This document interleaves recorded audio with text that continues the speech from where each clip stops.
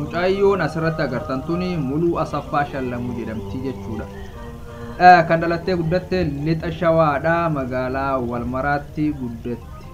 Kanaafuu ammaan tana akkuma nama obboloota koo warreen akkasuma shamarran biyya Arabaa jirtan hundumti keessanuu waan beekuu qabdanidha jechuudha.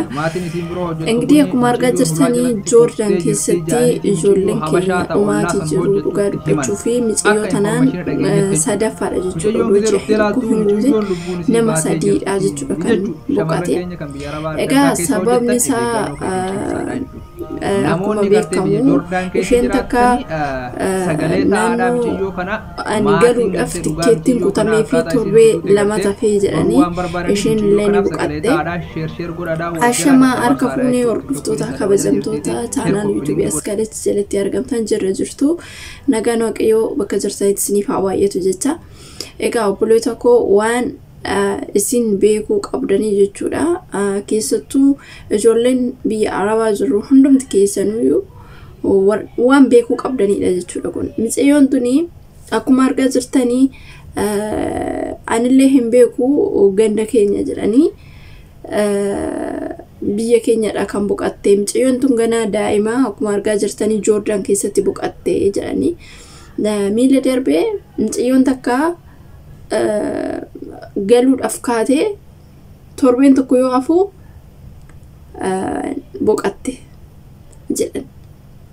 Osoo isaan teenyu mixiyyoon suni qarshii ergatteen beektu qarshii ishii san harkatti arganiitu waan ta'e itti kennanii jedhanii ingidihi waaqayyoon yaa faraduun nuti wanni beeknu tokko hin jiru.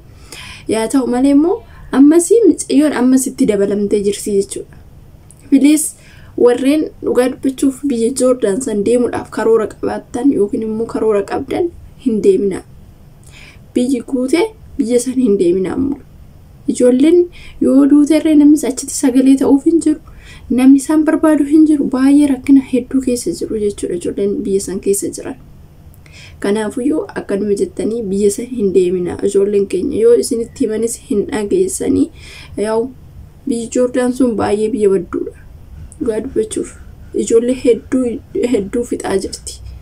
Sababa hin beekamneen ijoollee hedduun dhumaatii jiru. Kanaafiyyuu hin deemina. Namni achitti sagalee irree ta'aafi jiru hin jiru ijoollee tanaaf. Namni achitti isaan gaafataallee jiru hin jiru. Kanaaf ijoolleen keenya baay'een isaanii ijoollee ji'a takka keessatti ijoollee sadii dhabuu jechuun maalidha? Ilaala. Ijoollee sadii oduu ji'a tokkoon ga'e jechuudha. Kanaafiyyuu biliis of eeggannoo godhaa sirriitti. Keessattuu ijoolleen biyya keessaa ijoolleen haaraa dhuftanii biyya san deemtan osoo isin hin beekin qarshii achitti kuustanii booddee qarshiin harkatti gaafa isin baay'ate qarshuma san jecha lubbuu namaa irratti tarkaanfii fudhachuu barbaadu jarattiin waaqan sodaatan isinii galee. Kanaafiyyuu biliis warreen biyya san keessa jirtan of eeggannoo godhaa. Akkasumas immoo wanti isin beekuu qabdanidha jechuudha kun. Deebi'ee ijoolleen haaraanis gara biyyaatii gara san dhaqan sirriitti itti hima. Maaliif jennaani ijoolleen tuni hin deemu qarshii achitti yookiin nama irratti ergatan dhabuu danda'u yookiin immoo dallaalaan irree baay'inaan achi hin jiru akkuma beektanii isumarree sodaatuu danda'u. Harkatti fudhannee galla jedhu harkatti qarshiin sun gaafa baay'ate ijoollee tana ajjeesanii wanta itti kennee qarshiisan. Ilaala nafseen namaa muul isaan hin marartu jechuudha. Isinii galee. Kanaafiyyuu of eeggannoo godhaa obboloota koo. Ijoolleen keenya of eeggannoo godhaa sirriitti waan beekuu qabdanidha. Kanaaf of eeggannoo godhaa akkanuma jettanii birrii biyya kamiyyuu utaanan of harkatti kuusuun hin barbaachisu. Maaliif jarattiin qarshii sana gaafa isin harkatti argan kinu waan ta'e isin tuqanii waan ta'e isinitti kennanii too qarshii keessanis lubbuu keessanis abdan jechuudha. Kanaaf amma ta'e baankidhaan irree ta'u akkaataan bilbilaan irree ergamuu jiraate akkasitti ergachuu dandeessu. Malee kinu akkanatti ijoolleen akkanatti dhumaa jiru jechuudha.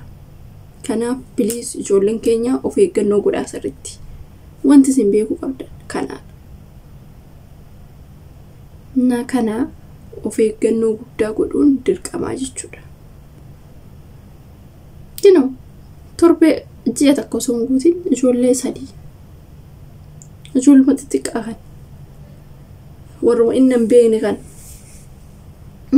biyyoota garagaraatti akka baalaa ijoolleen keenya aarcaa jiru jechuudha. Isinii galee kanaafiyyuu biliis of eeggannoo godhaa. Ijoolleen achi deemtan sirriitti xinqaaqee barbaachisaa. Qarshii of harkaan teessisinaa. Kun akkanatti ijoollee lubbuu isaanii dabarsaatii jiru. Kun isiniif fakkeenya ta'u warreen achi keessa jirtanii jechuudha. Kanaafiyyuu dhugaa dubbachuuf waan baay'ee nama azaazansiisu waan nama gaddisiisudha dhugaa dubbachuuf. Osoo hin beekin qarshumaa jecha lubbuu namaa ilaala. Har'a qarshii qabaattee lubbuu kee ilaala. Hojii araboota. Mucayyaan tun amma rafteetuma ganama san achumatti haftee jedha. Amma tarii injiru bee maal taate dhukkubsanni mucayyoon tun jedhan. Osoo dhukkubsatiin namni tokko akkamitti lafaa ka'ee du'a. Akkamitti namni tokko shentibeetii seenee achumatti hafa. Mee ilaala. Osoo omaan taane osoo omaa hin goone jedhu isaan. Kanaaf garuu omaa gochuu osoo baatanii ijoolleen akkamitti boqotu iskii akkamitti du'u. Osoo omaan godhini shentibeetii seentee duutee jedhanii. Mucayyoo sun kun namni sagalee ta'uufillee dhabame akkasumatti haftee jechuudha. Ijoolleen akkuma baala biyyuma garagaraatti aarcaa jiru jechuudha. Dhugaa dubbachuu waan nama azaansiisudha. Kanaafiyyuu ijoolleen ganaa aaraa achi deemtan ta'e ganaa immoo paaspoortii baafattanii karoora achiitis qabdan usuma dhageechanu dhugaa dubbachuuf usuma dhageechanu biyya san deemtu. Kanaaf keessattuu amma immoo gara Dubaay kana ijoolleen dhufan ijoolleen dhiiraa jechuudha. Baay'ee makaraa hedduu keessa jiru. Kana sheer godhaatu biraan nagaa dhugaa dubbachuuf. Ijoolleen hojiin hin jira jedhanii fiduu. Hojiin asittuu warri dura jiru waan hojjetan dhabanii kun intini taa'anii galu. Hojiin hin jiru. Ijoolleen biyyarraa birri isaaniitti hin gorre birri isaanii cafacafanii gaafa dhufan asittuu hojiin hin jiru. Dallalaan taan irraa deemaniitu mucaan tokko eenyu jedhama sila. Dhiyeenya kana hojii Dubaay kana dhufee dallalaan gaafa inni as ga'e riippoortii ga'u bilbila isaa irraa cufatee ilaala hojii dallaalota. Nama hin beekne tokko dallaalaan godhatinaa irraan hin deeminaa dhugaa dubbachuuf. Achitti gaafa rakkinni tokko si mudate namni furmaata siif ta'u hin jiru. Sii galee furmaanni hin jiru jechuudha. Achitti rakkattee mucaan kun amma dhufee bilbila irraa cufatee bilbila isaa cufatee irraa kaasuu didee ganaa deebi'ee Itoophiyaatti gale. Birrii kan hunda gadi naqee 300 jechuun asii miti. Warri dhiiraa immoo birrii xixiif kaffalu. Kanaaf hanga qarshii 300 baastee asitti dhuftu Itoophiyaa keessatti qarshii saniin waa tokko daldaliitu ittiin jijjiirama. Hojiin hin jira jettee biyya kana dhuftee asitti rakkattee yookiin immoo bakka ciistuun hin jiru ala addaaraa keessa dhugaa dubbachuuf gadi ba'anii eenyu keessa ciisu. Ijoolleen dhiiraa jechuudha. Hojiin hin jiru biyya kana Dubaay kana jechuudha. Kanaaf achi qarshii gadhaatanii asii hojiin arganne achi qarshii isaaniitti hin gorre. Namni tokko fakkeenya walirraa barachuu qabu. Tokkos akkasuma ta'a tokkos akkasuma ta'a. Wal jala ilaaltanii nama tokkorraa barachuu qabdu.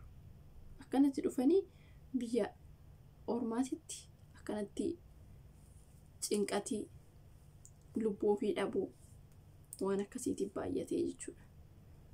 Kanaaf obboloota koo obboleetti keenyas immoo kan boqatte waaqayyo lubbuu ishee nuuf haa maaru. Ijoolleen immoo qarshii keessan zim jettanii baastanii urufatti osoo waa tokko hin argatin qarshii keessan urufatti baastan hin baasinaa. Achumatti Itoophiyaa keessatti ittiin hojjedhu jiraadhu.